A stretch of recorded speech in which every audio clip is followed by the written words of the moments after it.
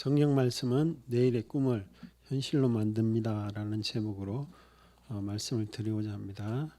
구약 727쪽에 있습니다. 제 성경으로 727쪽입니다.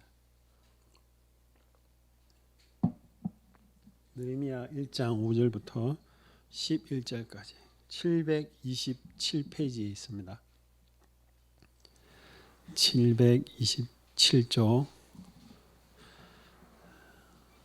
한 절씩 교독하겠습니다. 느헤미야서 1장 5절 말씀입니다. 이르되 하늘의 하나님 여호와 크고 두려우신 하나님이여 주를 사랑하고 주의 계명을 지키는 자에게 언약을 지키시며 긍휼을 베푸시는 주여 간구하나이다.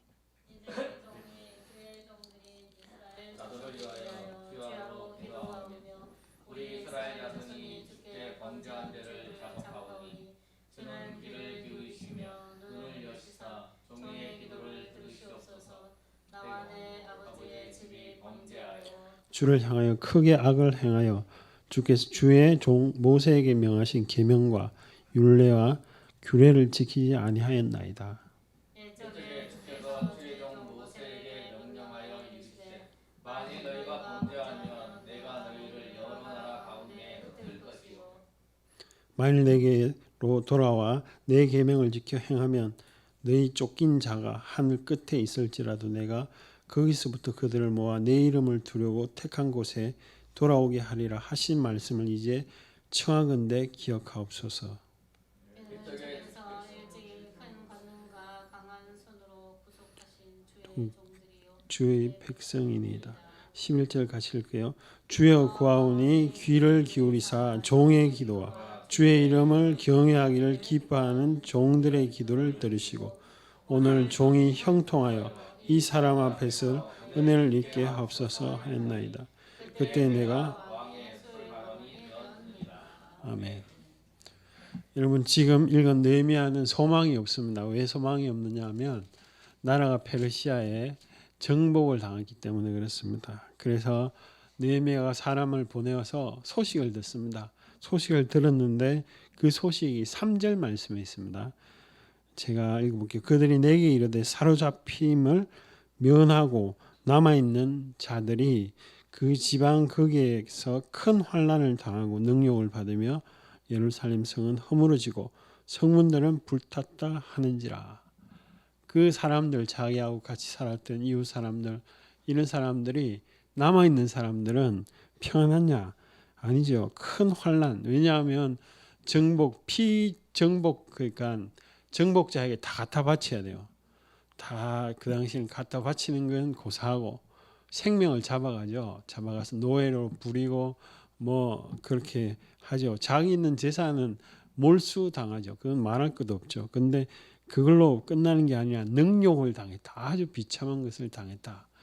그렇게 이야기를 합니다.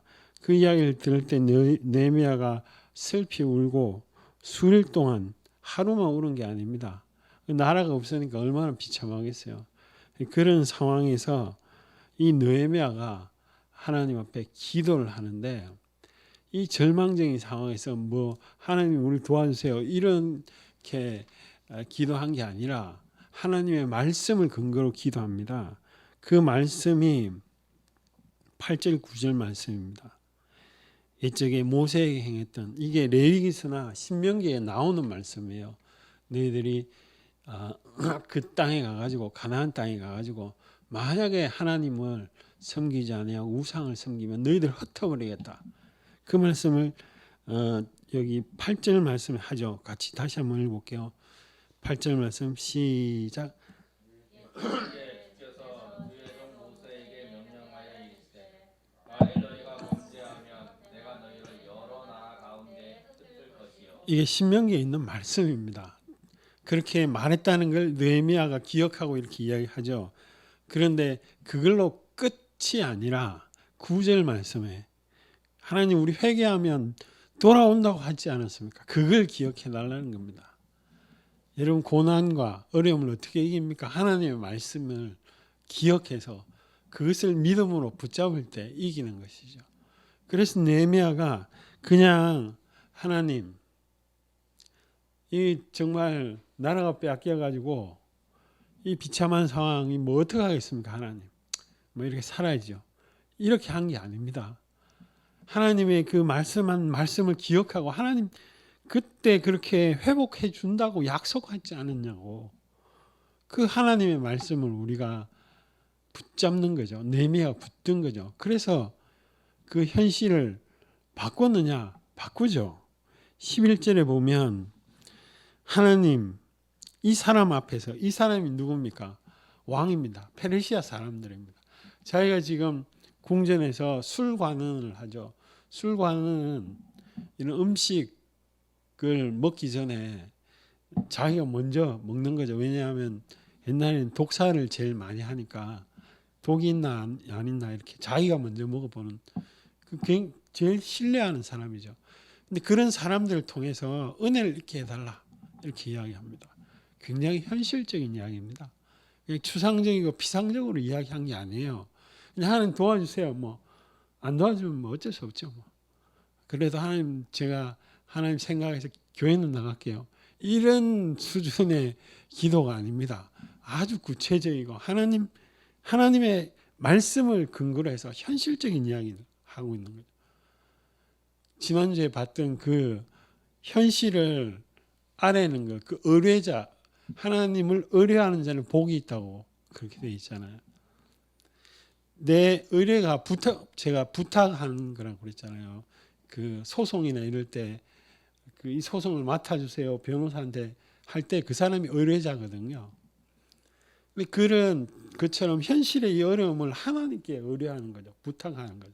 이 느헤미야가 그걸 하는데 뭘 보고 하는 게 아니라 그 아무런 그냥 하나님 막연한 기도가 아니라 하나님의 말씀을 붙들고 하나님 이렇게 기록했지 않냐고. 그 구절의 말씀대로 땅끝에 있을지라도 하나님 회복했다고 그렇게 기록하셨으니까 그 말씀대로 행해 달라고 그렇게 이야기를 하는 거죠. 하나님의 말씀을 우리가 붙잡아야 능력이 발생하는 것이죠. 그래 그 뒤에 어떤 일이 있었느냐? 2장입니다. 2장 4절 말씀 같이 한번 읽어보겠습니다. 시작.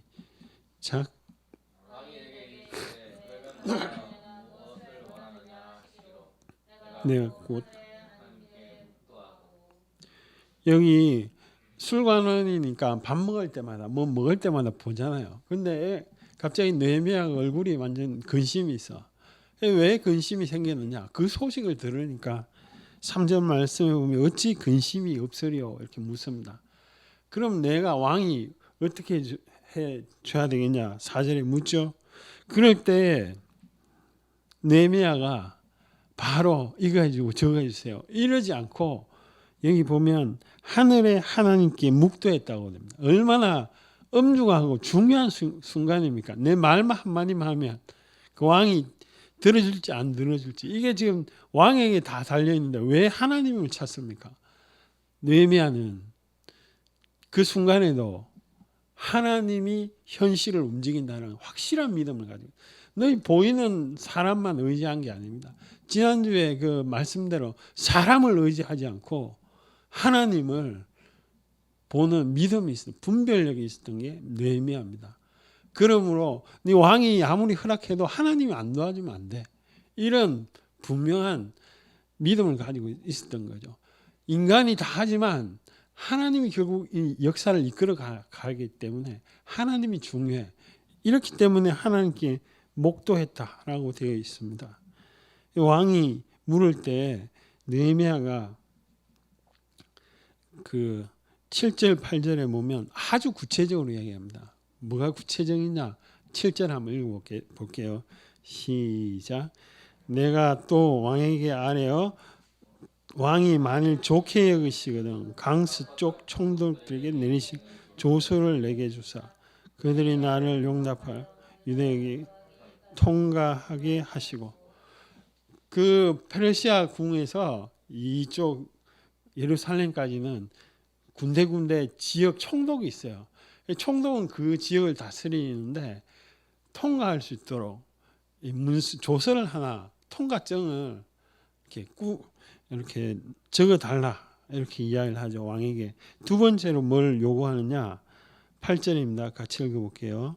또 왕의 살림 감독 아삽에게 조서를 내리사 그가 성전에 속한 영문의 문과 성곽과 내가 들어갈 집을 위하여 들보로 쓸 제목을 내게 주게 하옵소서 하며 내 하나님의 선한 손길이 나를 도우심으로 왕이 허락하고. 두 번째는 그 당시는 우리는 지금 시멘트 콘크리트로 다 집을 짓고 철근을 짓지만 그 당시는 나무입니다. 나무.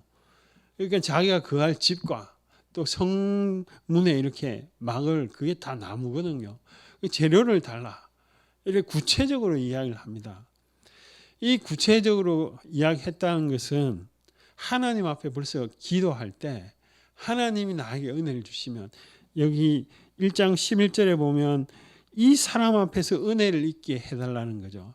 하나님이 은혜를 이렇게 주시면 나는 그쪽으로 갈 구체적인 계획을 가지고 있고 또 그 성문을 막을 수 있는 또 집과 그런 것들 다 구체적으로 이렇게 생각을 가지고 있었던 겁니다. 왜 기도가 왜 이런 하나님을 향한 노력들이 자꾸만 이렇게 잘 안 이루어지느냐? 구체적인 기도를 안 합니다. 그럼 구체적인 기도를 하려면 어떻게 해야 되느냐? 믿음으로서 내 속에 하나님을 향한 분명한 믿음이 있을 때 그 구체적인 현실이 보입니다. 내가 하나님의 말씀을 자꾸 읽고 암기하고 기억할 때 하나님을 향한 구체적인 게 현실 속에서 보입니다. 느헤미야는 뭐 하나님 도와주세요. 뭐 그냥 막연하게 기도 안 하잖아요. 이 사람들로 하여금 은혜를 있게 해달라. 그런데 그게 가장 기초가 뭐냐? 하나님의 말씀인 거죠. 하나님의 말씀을 자꾸 느헤미야가 1장 9절에 보면 하나님 회복시키게 해주신다고 말씀하지 않습니까? 그 말씀을 분명히 붙들고 기도하는 것을 볼 수 있습니다. 우리도 마찬가지라는 거죠. 우리도 하나님의 말씀을 붙들고 냉장고 앞에 붙이고 또 맨날 뭐 여는 그 문 앞에 붙여놓고 계속 하나님 말씀을 기억하고 외치고 하나님 도와주십시오. 그렇게 하면 내 속에 없던 믿음도 생깁니다. 현실 보면 안 될 것 같아요. 내가 생각해도 하나님 도와주십시오 이렇게 기도해놨는데 내가 봐도 이게 뭐 대책이 없고 안 될 것 같아요. 그렇지만 하나님의 말씀을 그 구절을 자꾸 외우고 이러면 내 마음속에 하나님이 분명히 도와주신다 이런 확신이 생긴다는 것이죠. 하나님의 말씀이 내 속에 믿음이 생겼는데 그 믿음이 생기고 난 이후에는 현실 속에 이루어지는 하나님의 능력들이 구체적으로 보이는 것이죠. 여기 느헤미야 그 8절 끝에 봐도 왜 내 하나님의 선한 손이 나를 도왔다라고 합니까? 하나님의 선한 손이 나타났나요?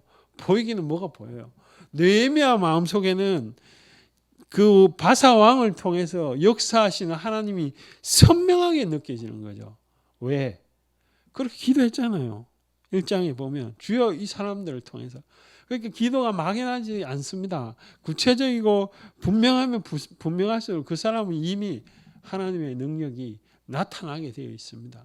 그런데 그 시작이 뭐냐? 성경 말씀인 것이죠. 시작이 하나님의 말씀인 것입니다. 히브리서 우리 구약에도 비슷한 말씀이 있습니다.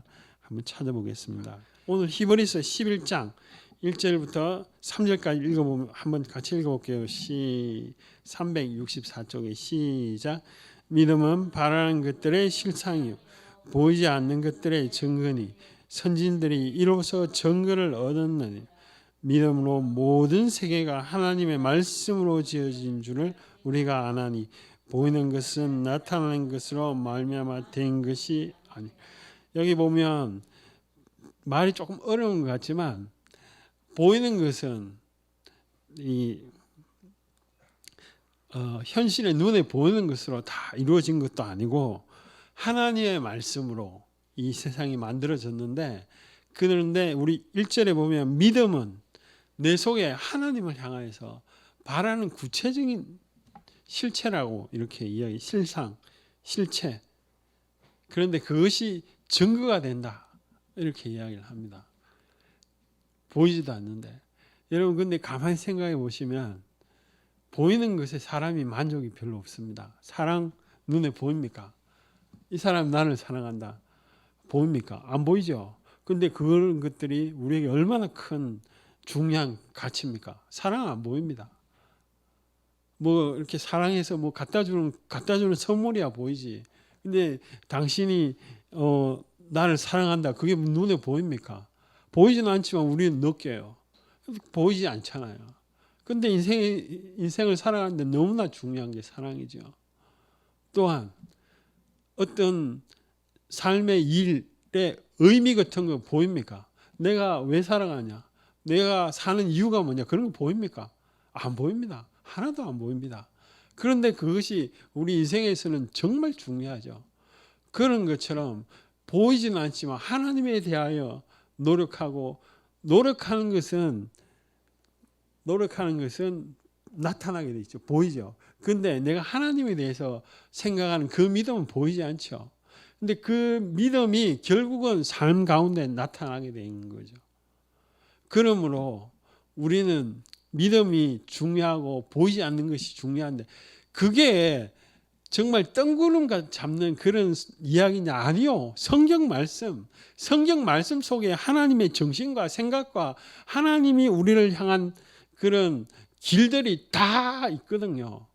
그러니까 성경 말씀이 중요한데 특히 내 마음속에 와닿는 말씀, 내 마음속에 하나님이 정말 계속 말씀하시 마음의 문을 두드리고 하나님이 나에게 자꾸 이렇게 생각나게 하는 그 말씀을 붙들고 우리가 이 현실을 이길 수 있다는 거예요. 느헤미야가 이겼던 것처럼 이길 수 있습니다. 왜 그러냐? 성경 말씀은 하나님과의 관계에서 어떤 생각과 사상을 이야기하고 있습니다. 그러면 우리가 하나님의 말씀과 하나님을 가까이 하면 어떤 현상이 일어나느냐? 내가 소유하지 않는 것에 대한 불평이 별로 없어집니다. 그리고 내가 이미 가지고 있는 그런 아내나 남편이나 아니면 건강이나 아니면 내가 자유로운 이런 시간이나 이런 것에 대해서도 하나님을 향해서 기쁜 감사가 생깁니다. 아니 그런 뭐 멀쩡한데 그런 감사가 생기느냐? 생깁니다. 하나님의 말씀을 붙들면 하나님의 마음이 내 마음속에 있으면 생기면 그러한 능력들이 생기는 것이죠. 그래서 결국은 내가 하나님께 집중하게 만듭니다. 하나님의 말씀이. 내가 내 생각으로 멈추는 것이 아니라 하나님을 향하게 만드는 것이 성경 말씀입니다. 하나님은 나의 목자시다.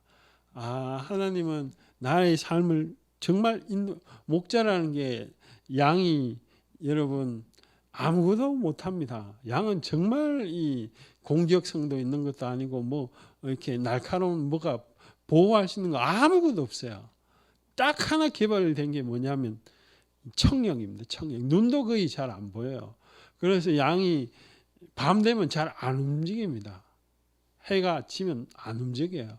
근데 딱 하나 개발된 게 그 청력입니다. 근데 그 청력이 목자가 뭐라고 할 때는 따라갑니다. 목자. 그 음성을 이 짐승이라도 안다는 거죠. 그런 것처럼 성경 말씀도 이 말씀이 우리로 하여금 하나님의 길로 이끌어가는 것이죠. 느헤미야가 망했잖아요. 아무런 소망이 없잖아요. 근데 뭘 가지고 하나님 앞에 증거를 삼고 이렇게 내밀면서 도와달라고 그럽니까? 성경 말씀이었죠. 신명기 말씀입니다. 여러분 어렵고 고난스러울 때 어떻게 해야 되느냐? 하나님 날 도와주십시오. 그런 기도도 중요합니다. 그런데 하나님이 나에게 분명하게 말씀하시는 그 성경 말씀을 적어놓고 100번이라도 외우고 기도하고 그 현실이 이겨질 때까지 기도하는 것이 중요한 것이죠. 자꾸 현실은 마음의 불안과 좌절과 낙심과 불평과 제일 중요한 것은 하나님이 보이지 않는 현실에 집중하게 만듭니다. 하나님이 안 보이니까, 눈에 안 보이니까. 그런데 성경 말씀은 현실보다는 하나님께 집중하게 만듭니다. 그래서 성경 말씀이 중요한 것이죠. 그래서 우리가 하나님의 말씀을 외우고 또 외우는 것입니다. 외우면 마음속에 없던 믿음도 생기고 없던 꿈도 생기고 없던 소망도 생깁니다. 그래서 우리가 하나님 앞에 더 깊이 나아갈 수 있는 줄 믿습니다. 우리 같이 한번 기도합시다.